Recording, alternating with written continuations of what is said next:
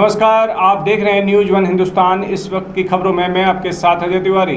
बाहरी उत्तरी दिल्ली के अलीपुर थाना अंतर्गत बोर्डपुर नाले में एक तेज रफ्तार आयशर टेम्पो गिर गया।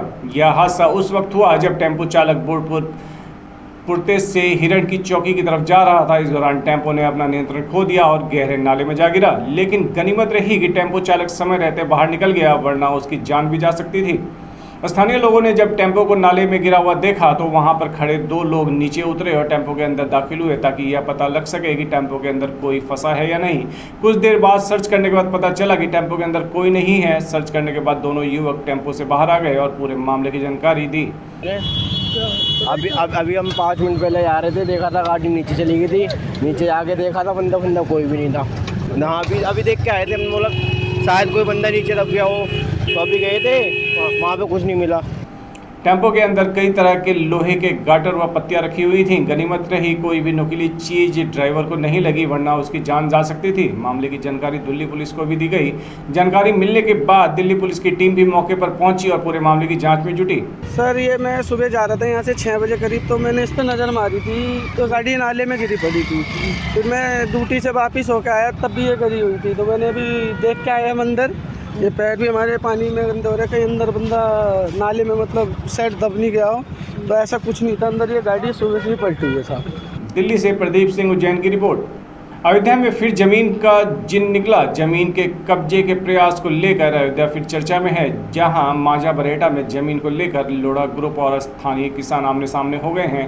किसानों ने समाजवादी पार्टी सरकार में राज्य मंत्री रहे पवन पांडे के साथ प्रेस वार्ता की। प्रेस वार्ता के दौरान तेज नारायण पांडे और पवन पांडे ने लोढ़ा ग्रुप पर गंभीर आरोप लगाए हैं। उन्होंने कहा कि जमीन लेने के बाद भी अब स्थानीय किसानों को लोढ़ा ग्रुप के बाउंसर परेशान कर रहे हैं, बची हुई जमीन को भी कब्जे का प्रयास कर रहे हैं। दरअसल किसानों की तरफ से समाजवादी पार्टी ने आंदोलन की कमान संभाली। इस दौरान पवन पांडे ने चेतावनी दी कि किसानों के हक के लिए सड़क पर उतर आंदोलन करेंगे। अब प्रदेश सरकार बताए किसानों के लिए क्या कर रही है। किसानों को जमीन सरकार की परीक्षा, अगर सरकार ईमानदार तो किसान की बचाए जमीन, नहीं तो सरकार समझी जाएगी भ्रष्ट। भाजपा कहती है हार गई अयोध्या, यही हाल रहा तो बीजेपी हार का मुंह देखेगी। वहीं किसानों ने भी कहा कि लोढ़ा ग्रुप के बाउंसर धमकी दे रहे हैं। बरहेटा में लोढ़ा ग्रुप ने ले रखी है जमीन, उसी जमीन के आसपास जमीन लेने का लोढ़ा ग्रुप प्रयास कर रहा है। सत्ता के संरक्षण में गरीब किसानों की जमीनों पर अवैध कब्जा कर रहा है और उसने कई गुंडे पाल रखे हैं, बाउंसर टाइप के, जो गरीब किसानों को डराते हैं, धमकाते हैं और जमीन न देने पर मुकदमा लिखवा देंगे, जेल भेज देंगे, इस तरह की धमकी देते हैं। एक सारे किसान आए हैं, लोढ़ा ने अगल बगल की जमीन ले ली, अब बीच में इनका मकान और जमीन पड़ रहा है, तो वो लोढ़ा खटक रहा है। लोढ़ा इनसे कह रहे हैं अपना मकान और जमीन हमको दो, नहीं दोगे तो मारेंगे, पीटेंगे। अगर ये अधिकारियों के पास जाने की बात करते हैं तो कहते हैं हमने सारे अधिकारियों को खिला रखा है, नीचे से ऊपर तक कोई कुछ बोलेगा नहीं। किसान परेशान है। एक डॉक्टर है दिल्ली के, सुखदीप सिंह, उन्होंने अपनी पत्नी के नाम पे जमीन लिया, दाखिल खारिज रजिस्ट्री सब हो गई, बाउंड्री घिर गई। उसके बगल में एक पांडे परिवार ने जमीन ली, सब हो गया, बाउंड्री बन गई। 1 महीने बाद लोढ़ा ग्रुप के गुंडे आए, बुलडोजर से पूरी बाउंड्री गिरा दिए। डॉक्टर, उनकी पत्नी, वो भी डॉक्टर, बगल में पीड़ित परिवार, वो भी। अधिकारियों का दौड़ते रहे, कोई कार्रवाई नहीं हुई, कोर्ट में मुकदमा किया। ये स्थिति है सत्ता की और प्रॉपर्टी डीलरों के गठजोड़ की। अयोध्या में मैं समझ नहीं पा रहा हूँ कि लोढ़ा ग्रुप इस देश के प्रधानमंत्री हैं कि मुख्यमंत्री हैं, डीआईजी हैं कि कप्तान है, किसी की बोलने की हिम्मत नहीं हो रही है और किसानों को डराया जा रहा है। प्रशासनिक अधिकारी कार्रवाई करने की बात करते हैं, मतलब मेरा मकान, मेरी जमीन और मेरे ऊपर मुकदमा, वही जेल। यह है भारतीय जनता पार्टी का भ्रष्टाचार। और उसके बाद कहते हैं अयोध्या हार गए। अब आप सोचिए कि लगातार 2 सालों से 2021, 22, 23, 24 लगातार भाजपा की सरकार में ऐसे ही अयोध्या का व्यापारी किसान ठगा गया, लूटा गया, मारा गया, पीटा गया और आज वही काम हो रहा है। चुनाव हारने के बाद भी भाजपा का अहंकार कम नहीं है। प्रॉपर्टी डीलरों के साथ गठजोड़ बनाकर अधिकारी, प्रॉपर्टी डीलर और सत्ता के संरक्षण में किसानों की जमीन हड़पने का, अवैध रूप से लेने का खेल चल रहा है। लेकिन इसकी लड़ाई समाजवादी पार्टी लड़ रही है। पूरी समाजवादी पार्टी किसानों की लड़ाई को लड़ेगी, इनके हक अधिकार की लड़ाई को लड़ेंगे और लोढ़ा नहीं, लोढ़ा के पिताजी आ जाएं, किसानों के साथ अन्याय नहीं होने देंगे। इस न्याय की लड़ाई को लड़ने के लिए जो भी करना पड़ेगा समाजवादी पार्टी करेगी। हम त्रिपुरा के वासी हैं, लोढ़ा ग्रुप वहाँ ज़मीन खरीद रही है। हमने इससे जो हमारा भाव था पता, हमने उसको 11 बीघा ज़मीन दिया और 11 बीघा ज़मीन कब्जा दे दिया। अब जो ज़मीन हमारी बची हुई है, कहते हैं ज़मीन को हमें दे दो, अपना मकान दे दो, है अपना घर कहीं दूर बना लो जा करके। हमने कहा भैया हम ये नहीं हो पाएगा, हमारी जो 10 बीघा और ज़मीन है उसको हम कहाँ लेकर के जाएंगे, हमारे बाल बच्चे क्या करेंगे? अगर हम बीच में रहेंगे तो क्या हम यहाँ नहीं रह सकते? कहीं नहीं। कंपनी में तुमको यहाँ किसी को रहने नहीं देगी कंपनी, चाहे आप कोशिश दोगे और चाहे अंदाजे दोगे। भैया करे कब कहाँ करा जाए, जहाँ करा जाते पुलिस प्यादा में कहूँ क्यों जाते, क्यों ना तुरंत कहा दे दो उनको भाई, अपना कहीं ले लो। जहाँ पर हैं हम वहीं पर रहेंगे, हम वहाँ से जाने नहीं चाहते हैं कहीं, क्योंकि हमारी और ज़मीन है 200-250 मीटर दूर, उसको हम अपना देखेंगे वहीं से बोझ देते हैं, उनको दे दिया हम और नहीं देंगे। जिससे हमारी यही मांग है कि हम और हमारे गरीब जितने हैं माझी समाज के वहाँ, वो अब अपनी ज़मीन नहीं देना चाहते हैं। जो देगा भाई अभी देता है दे दे, लेकिन जो नहीं देना चाहते हैं उसको जो है प्रताड़ित। हमारे मुख्यमंत्री जी इतना हम पर दया करें कि लोहा कंपनी से हमारी मांग जो है सुने और कहें कि ये ज़मीन मत लो। अयोध्या से मयंक श्रीवास्तव की रिपोर्ट। की पुण्यतिथि पर श्रद्धांजलि अर्पित की। इस मौके पर बड़ी संख्या में भाजपा कार्यकर्ता, पदाधिकारी, विधायक, सांसद और अन्य गणमान्य लोग मौजूद रहे। लोगों ने पुष्प चढ़ाकर श्रद्धांजलि अर्पित की। इस मौके पर दिल्ली प्रदेश भाजपा अध्यक्ष वीरेंद्र सचदेवा ने कहा, हम यहाँ डॉक्टर APJ अब्दुल कलाम को उनकी पुण्यतिथि पर श्रद्धांजलि देने आए हैं। प्रदेश भाजपा अध्यक्ष वीरेंद्र सचदेवा ने कहा, दिल्ली की स्थिति मानसून के दौरान बहुत खराब है। पहले बारिश का पानी आसानी से निकल जाता था, लेकिन अब यह सड़कों पर जमा हो जाता है और घंटों तक जाम लगा रहता है। दिल्ली सरकार ने नालों की सफाई के नाम पर भ्रष्टाचार किया है। जो हालात हैं वो बद से बदतर हैं। हम दिल्ली के बाशिंदे, हमने दिल्ली को बढ़ते हुए देखा है।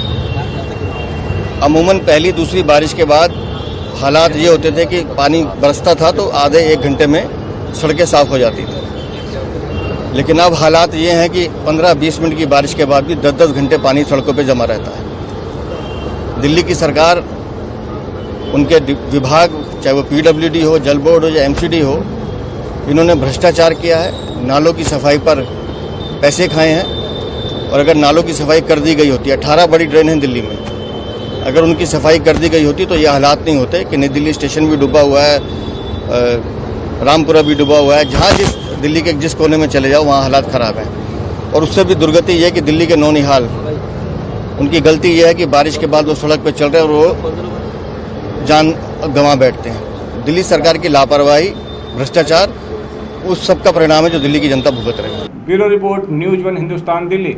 अयोध्या जिले के रुदौली कोतवाली क्षेत्र में पैसों के लेन देन में अंग्रेजी शराब के ठेके के मालिक की ही अज्ञात लोगों के द्वारा नौकर के ऊपर चाकू से प्रहार किए जाने का गंभीर आरोप लगाया गया है। नहर के पास गंभीर अवस्था में युवक अमरेश कुमार पाया गया, जहां सूचना मिलते मोहल्ले के एक व्यक्ति ने CSC में भर्ती कराया। प्राथमिक उपचार के बाद वहां के चिकित्सकों युवकों को मंडलीय चिकित्सालय दर्शन नगर रेफर कर दिया गया। इलाज के दौरान युवक की पीठ पर करीब 40 टांके लगाए गए। इस दौरान पुलिस के द्वारा कार्रवाई न किए जाने पर परिजनों ने गंभीर आरोप लगाया। कार्रवाई न होने पर पीड़ित के साथ परिजन आज IG कार्यालय पर पहुंचकर प्रार्थना पत्र देकर कार्रवाई की मांग करने लगे। पीड़ित अमरेश कुमार और परिजनों का आरोप है कि 1 साल से बेटा अमरेश कुमार कोतवाली रुदौली क्षेत्र के हमारे साथ ये हुआ कि दिन आए कि हमारा पैसा घट गया था। मेरा उधार में ज़्यादा था, मेरा उधार लमसम था वही 1,45,000 रुपये थे। अब ये हुआ कि मेरी मम्मी मांगे थे हमसे, कहीं बोले पैसे ला के दो, नहीं तुम्हें उठा ले जाएंगे, नहीं मार देंगे तुम्हें यही हम।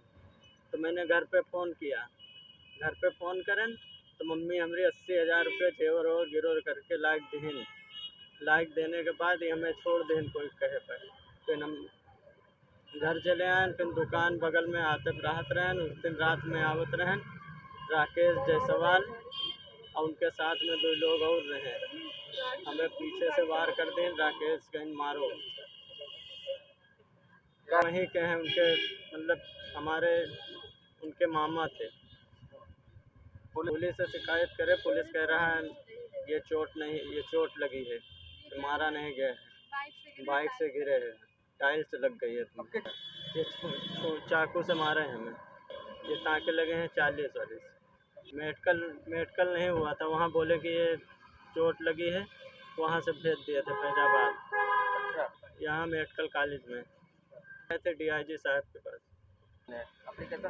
एप्लीकेशन दिए हैं, मलिकाजादा में अंग्रेजी शराब की दुकान पर काम करता था। लगभग 1,45,000 का लेन देन था, जिसमें कि 80,000 दे दिया गया था। 23 जुलाई की रात्रि 10 बजे वो अपनी दुकान बंद करके आ रहा था, तभी विपक्षी राकेश जायसवाल व 2 अज्ञात व्यक्ति रास्ते में नदी की पटरी पर रोका और पैसे की मांग करने लगे। पीड़ित ने कहा कि आप हमारी दुकान के मालिक नहीं हैं, मैं अपनी दुकान के मालिक हिमांशु जायसवाल से पूछकर आपको बता रहा हूँ। पीड़ित ने हिमांशु जायसवाल को फ़ोन किया, लेकिन मालिक का फ़ोन नहीं उठा। तभी राकेश ने भद्दी गालियाँ और लात मुक्का थप्पड़ से मारना शुरू कर दिया और अपने भतीजे आशीष जायसवाल को फ़ोन करके बताया कि अमरेश को हमने पकड़ लिया है। आप हैं राकेश के साथ जो 2 व्यक्ति थे, उनमें राकेश ने कहा इसको मारो। उन लोगों ने भी मुझे लात घूंसों से मारने लगे और धारदार हथियार से मेरी गर्दन पर इन लोगों ने प्रहार किया। विपक्षियों द्वारा लगातार पीड़ित के घर वालों को धमकी दी जा रही है। शराब ठेके पे काम करता था मलिकजादे में, और उसका नाम अमरेश। क्या हुआ उसके साथ? उसके साथ में मारा है चाकू से राकेश जायसवाल के। कमली गद्दी घट रही थी तो हमने पैसा दिया 80,000 रुपये। फिर क्या हुआ? उन्होंने कम पड़ रहा था पैसा, कहीं हम 12 बंकी ले जाएंगे, वहाँ मारेंगे पीटेंगे। उसको मंगलवार को फिर उसने मार दिया 2 दिन बाद। हाँ, मारने वाले राकेश जायसवाल कहीं हमारे मामा का पैसा है, भांजे का, दो जल्दी नहीं तो मारेंगे। और फिर धारदार चाकू से मारा है। 40 टाँके लगे हैं। पुलिस ने कहा कि ये वो इसका है टाइल का, बैग से गिरा है। बैग से गिरा है तो बैग में जब गिरेगा तो टूने में लगेगी, घुटने में लगेगी, का पीछे थोड़े नहीं लगेगी। लड़का हमारा बेहोश था तो हमने ले गए अस्पताल, भर्ती करा, तो वहाँ से रिफ़र कर दिया जिला अस्पताल नहीं, वहाँ मेडिकल कॉलेज। कहा कि रिपोर्ट लगा दिया है, कहीं जाओ काम हो जाएगा। मेडिकल कॉलेज से आगे यहाँ नहर मार सरफ की दुकान पर जहिया पैसा दिया उस दिन मारना है। हाँ, कब से काम आप? साल भर। अच्छा, तो पर खड़ी रही, जब यहाँ पड़े रहे वो सोच नहीं रहा। पुलिस कह रही है कांच गड़ गवा है, तार लग गवा है, दारू पिए हैं, ये सब बता रही है। अस्पताल तक की पुलिस गई मगर कुछ भी नहीं करा। इतवार मंगर को हाँ, इतवार का पैसा दिया है सर। पैसा वैसा पाए हुए हैं, यही मारे नहीं जो नहीं कुछ सुनवाई हो रही है। पुलिस वाले भी नहीं हुए ना कुछ लिखती क्या कहती है हुआ ले चलो थाने का, कहूँ नहीं ले गए, कहीं इनका कुछ नहीं गवा है। और उनके मिलने वाले गए ठेका वाले के, उन्होंने कहीं कि चोट नहीं लगी है, कुछ नहीं भवा है। अयोध्या से मयंक श्रीवास्तव की रिपोर्ट। रायबरेली उत्तर प्रदेश सरकार के निर्देश पर शहर भर के प्रमुख चौराहों पर चलाया गया सघन वाहन चेकिंग अभियान। टीआई अजय सिंह तोमर ने बताया कि शासन के निर्देश पर सघन वाहन चेकिंग अभियान चलाया जा रहा है, जिसके तहत 4 पहिया गाड़ियों में लगे ब्लैक फिल्म व सीट बेल्ट लगाकर ड्राइव कर रहे लोगों पर कार्रवाई करते हुए चालान किए गए। वहीं स्कूली बसों को भी चेक किया गया है। दिन में फिटनेस को लेकर भी चेक किया गया। साथ ही सख्त हिदायत भी दी गई है कि ब्लैक फिल्म व सीट बेल्ट लगाकर ही वाहन चलाएं व 2 पहिया वाहन बिना हेलमेट के न चलाएं। शराब पीकर गाड़ी चलाने पर भी जुर्माना किया जाएगा। यह अभियान निमंत्रण जारी रहेगा। फिल्म लगा के गाड़ियाँ चल रही हैं, विशेषकर सरकारी संस्थानों के अंदर आ रहे हैं, उन्हीं के विरुद्ध कार्रवाई की जा रही है। ब्लैक फिल्म निकलवाई जा रही है, उन लोगों को चेतावनी दी जा रही है और आगे न मानने पर उनके विरुद्ध मोटर वाहन अधिनियम के अंतर्गत कार्रवाई की जाएगी। फिलहाल चेतावनी देने का काम और ब्लैक फिल्म निकलवाने का कार्य किया जा रहा है।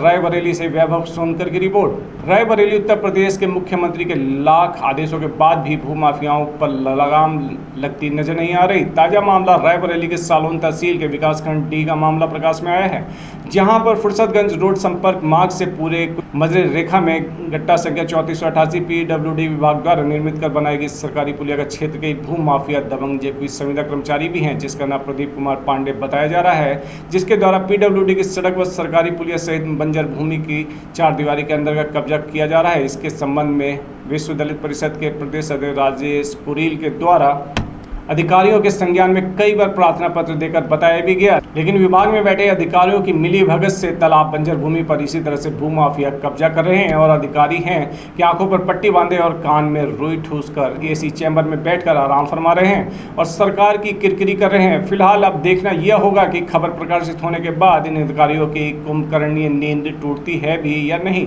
देखने वाली बात होगी।